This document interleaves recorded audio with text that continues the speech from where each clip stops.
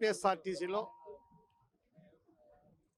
దాదాపు 50,000 మంది ఉద్యోగుల దీర్ఘకాలిక సమస్యల పరిష్కారం కోసం గౌరవం ఎండి గారికి అంచెలంచెలుగా మెమరాండం ఇచ్చి 6 నెలలు పూర్తయినప్పటికీ కూడా సమస్యల పరిష్కార దిశగా కేంద్ర కార్యాలయ అధికారులు కానీ గౌరవ ఎండి గారు కానీ చొరవ చూపని పరిస్థితుల్లో అంచెలంచెలుగా కార్మికులందరినీ సమీకృతం చేసి వివిధ స్థాయిలో ఉద్యమం చేయడం జరిగింది. 129 డిపోల్లో 2 రోజులు ప్రప్రథమంగా బ్యాడ్జీలు పెట్టడం జరిగింది. 2 రోజులు ధర్నా చేయడం జరిగింది. ఒకరోజు ప్లే కార్డులతో ప్రదర్శన, అదేవిధంగా 2 రోజులు అన్ని డిపోల్లో నిరాహార దీక్షలు.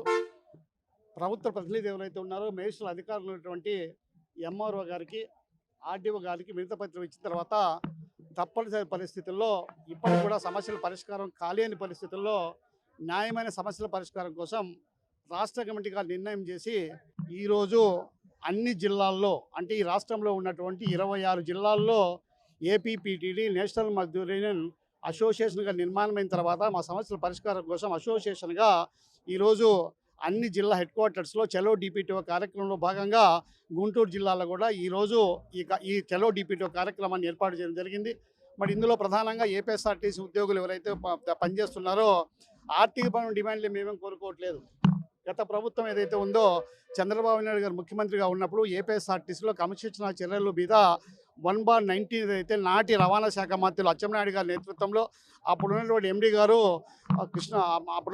గారు నేతృత్వంలో ఒక కమిటీ వేసి ఆ కమిటీ నిర్ణయం మేరకు 1/2018 తర్వాత 1/19 రూపాయలు చెందిన తర్వాత ఆర్టీసీలో ఉద్యోగులకు క్రమశిక్షణ చర్యలు తీసుకునేటప్పుడు డిపో మేనేజర్లకు పారదర్శకమైన గైడ్లైన్స్ ఇస్తే దాని మీద కూడా గౌరవ ఎండి గారు కూడా పారదర్శకంగా అమలు చేయమని ఆల్ డిపిటిఓస్ మీటింగ్ ఇచ్చినప్పుడు కూడా కొన్ని జిల్లాల్లో మాత్రం అమలు చేస్తున్నారు. అన్ని జిల్లాల్లో అమలు చేయని పరిస్థితుల్లో అనేక మంది ఉద్యోగులు సస్పెన్షన్కి గురవుతున్నారు, రిమూవల్కి గురవుతున్నారు, తీవ్రమైన పనిష్మెంట్కి గురవుతున్నారు. దానివల్ల వాళ్ళ సెటిల్మెంట్ తగ్గిపోతూ ఉంది. అదేవిధంగా రిమూవ్ అయిపోతే గ్రాడ్యుటీ రాని పరిస్థితి కూడా ఉంది. కాబట్టి ప్రధానంగా 1/19 ఏపీఎస్ఆర్టీసీ కార్మికులకు తీవ్రమైన ఇబ్బందుల నుంచి పరిష్కారం చేయడానికి కొంత ఉపశమనం చేయడానికి ఉపయోగపడే 1/19 అమలు చేయాల్సిన అవసరం అయితే ఉంది అని కూడా ఈ సందర్భంగా విజ్ఞప్తి చేస్తూ ఉన్నా.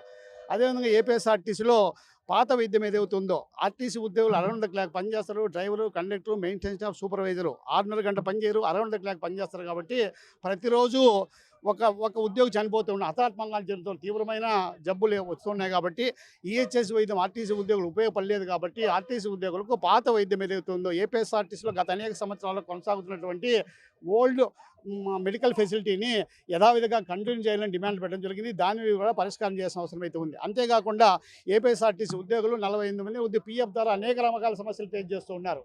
పీఎఫ్ 58 సంవత్సరాలు పూర్తయిన ఉద్యోగులకు పెన్షన్ వస్తుంది. 58 సంవత్సరాలు పూర్తయిన తర్వాత ఎలాంటి రికవరీ ఈపీఎఫ్కు పంపాల్సిన అవసరం లేదు.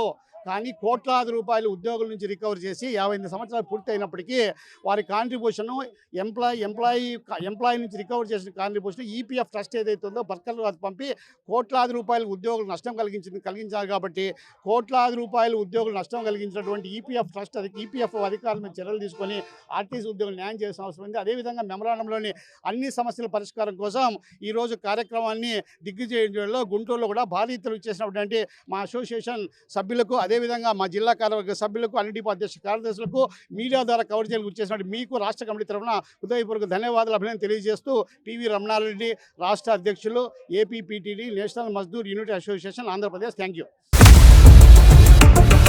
ఇండియా పాకిస్తాన్ ఉద్రిక్తతలపై లేటెస్ట్ అప్డేట్స్ కోసం డౌన్లోడ్ చేసుకోండి RTV లైవ్ యాప్.